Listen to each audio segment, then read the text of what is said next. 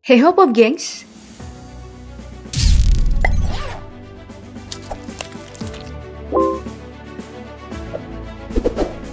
baru-baru ini polemik soal pengecatan pesawat kepresidenan menuai sorotan berbagai pihak. Soalnya biaya yang mencapai 2,1 miliar dianggap terlalu foya-foya di tengah kondisi pandemi yang makin menggila ini. Asal tahu aja ya Pop Gengs, pesawat kepresidenan Indonesia ini diproduksi oleh Boeing Company yang berbasis di Chicago, Amerika Serikat. Padahal, Indonesia punya putra-putri yang mampu merancang pesawat sendiri, mulai dari pesawat sederhana buatan tangan hingga pesawat canggih yang diminati banyak negara. Nah, mengesampingkan kontroversi tentang pesawat kepresidenan, kita simak dulu nih, pesawat-pesawat buatan putra-putri bangsa Indonesia. Dimulai dari pemuda asal Madura ini yang patut diacungi jempol nih gengs. Soalnya dengan kreativitasnya, ia berhasil menerbangkan pesawat replika yang dibuatnya sendiri. Pesawat berukuran 3 meter ini diterbangkan seperti pesawat Garuda Indonesia aslinya. Lihat aja deh. Namanya adalah Agus Humaydi, pria berusia 25 tahun yang berhasil menerbangkan pesawat dengan dikemudikan menggunakan remote control. Kemampuan membuat replika pesawat Garuda didapatnya dengan cara belajar sendiri. Hebatnya, kalian tahu, pemuda ini bahkan gak lulus sekolah dasar. Walah, aku yang sarjana udah ciptain apa ya? Jadi malu sama pemuda ini. Menurut Agus, hal tersebut bisa ditekuninya dari rasa keinginan besar, sebab mulai sejak kecil udah memiliki keinginan merakit pesawat. Karena itu, Agus mulai mencoba membuatnya dari kertas. Namun beberapa kali upayanya gagal. Awalnya, ia hanya berhasil menerbangkan pesawat berukuran kecil. Setelah beberapa kali percobaan dan bertanya kepada rekan satu komunitas, akhirnya ia mampu membuat replika pesawat lebih besar dengan kemampuan luar biasa, yang bahkan bisa dikontrol hingga berkilo-kilometer dengan kamera khusus. Widih, keren banget ya. Ia menyampaikan dari hasil yang dibuatnya saat ini, sudah ada sekitar 20 pemesanan dengan harga bervariatif, mulai dari 7 juta hingga 10 juta rupiah. Nah, berkat kreativitasnya, Bupati Sampang Madura, Slamet Junaidi, memberinya hadiah berupa uang jutaan rupiah. Selain Agus, pada Januari 2020, pemuda asal Pinrang, Sulawesi Selatan, yang berdekatan dengan tempat kelahiran Pak Habibie, Parepare, ada seorang pemuda bernama Herul yang juga berhasil membuat pesawat dan diterbangkan sendiri olehnya. Herul membuat pesawatnya mengudara selama sekitar 1 menit lebih, hanya berbekal pengetahuan yang ia peroleh dari internet dan YouTube. Hebatnya nih, pesawat tersebut dirakit dengan menggunakan mesin motor Kawasaki Ninja 150 cc. Saat diterbangkan, pesawat ini berhasil melakukan 1 kali putaran sebelum akhirnya mendarat kembali di tepian pantai dalam pendaratan yang berjalan kurang mulus. Dan lagi-lagi nih, sama dengan Agus, Herul juga nggak tamat SD dan hanya berprofesi sebagai montir sepeda motor. Berkat keuletannya dengan modal sekitar 30 juta rupiah, Herul mengumpulkan barang-barang bekas untuk merakit pesawatnya. Dengan bantuan dari beberapa teman, Herul merakit pesawat tersebut selama 2 bulan. 3 kali pengujian, terbang lalu jatuh. Bahkan membuat Herul luka dan harus memperbaiki lagi pesawatnya. Pada percobaan kelima, ia berhasil mengudara sampai ketinggian 10 hingga 12 meter di atas permukaan laut.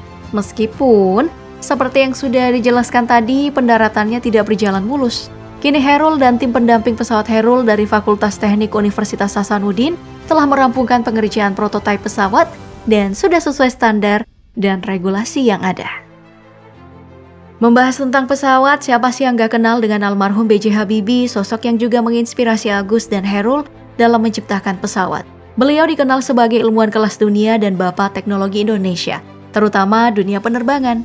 Dedikasinya dalam bidang teknologi penerbangan dibuktikan dengan karya emas yang paling dibanggakan bangsa, pesawat N250 Gatot Kaca.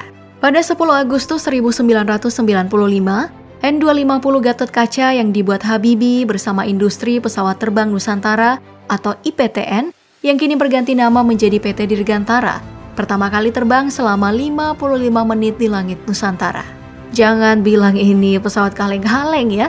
N250 memiliki spesifikasi yang keren, seperti 6 bilah yang mampu terbang dengan kecepatan maksimal 610 km per jam dan kecepatan ekonomis 555 km per jam yang merupakan kecepatan tertinggi di kelas turboprop 50 penumpang.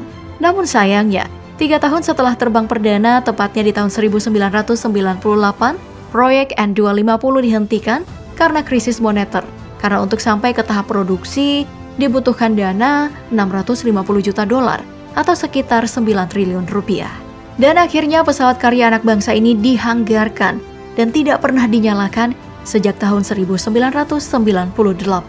Sekarang pesawat N250 Gatot-Kaca telah berada di Museum Pusat TNI AU Dirgantara Mandala, Yogyakarta untuk menambah koleksi. Setelah N250 gagal produksi, muncul CN235 yang menjadi pesawat terlaris yang pernah diproduksi PT Dirgantara Indonesia. Pesawat ini khusus untuk kepentingan militer, seperti alat angkut pasukan dan pengawasan udara. Tapi, tidak sedikit juga negara yang menggunakan CN235 sebagai pesawat VIP. Dalam proses pembuatannya nih, karena PT Dirgantara menggandeng Airbus melalui anak perusahaan CASA atau KASA untuk memasarkan CN235. Indonesia dan KASA berbagi wilayah. Indonesia mendapat hak pemasaran di wilayah Asia, Afrika, dan Timur Tengah. Sedangkan KASA mendapat hak pemasaran di Eropa dan Amerika Serikat.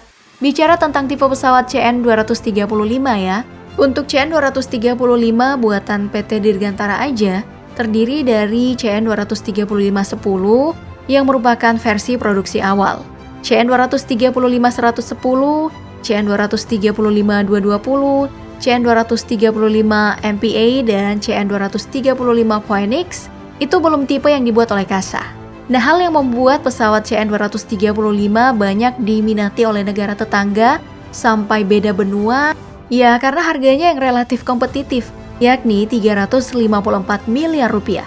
Tapi udah bisa diandalkan sehingga negara pengguna ketagihan. Beberapa negara seperti Brunei yang memiliki 1 unit, 8 unit dimiliki Malaysia, 8 unit dimiliki Angkatan Udara Korea Selatan, dan 4 unit untuk Kepolisian Korea Selatan. Kemudian 4 unit untuk Pakistan, 7 unit Emirat Arab, 1 untuk Burkina Faso, dan 3 unit untuk Senegal. Dan untuk penutup ada pesawat N219. Setelah menyelesaikan serangkaian pengujian sertifikasi, pesawat N219 buatan PT Dirgantara Indonesia telah resmi mendapatkan Type Certificate dan rencananya nih akan masuk ke tahap komersialisasi mulai tahun 2021.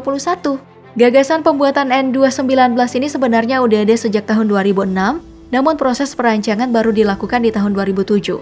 Maklum, PT DI saat itu berada di ambang kolap karena kondisi riset dan inovasi nasional belum membaik sejak krisis 1998. Barulah pada tahun 2010, PT Dirgantara Indonesia mulai mengembangkan pesawat N219 yang disesuaikan dengan kondisi geografis Indonesia. Salah satu kunci penting pesawat N219 ada pada sistem aerodinamika dan avionik yang mirip pendahulunya, N250 dan CN235. Pada tahun 2017, pesawat N219 berhasil menjalani penerbangan perdana dari landasan pacu Bandara Udara Internasional Hussein Sastranegara di Bandung dan berhasil terbang selama 30 menit pada ketinggian hingga 8.000 kaki atau sekitar 2.400 meter. Meski baru memulai tahap pengetesan, nyatanya sudah ada pihak yang berminat loh. Namun baru Pemprov Aceh yang lebih serius bernegosiasi. Baik, mari kita tunggu perkembangannya.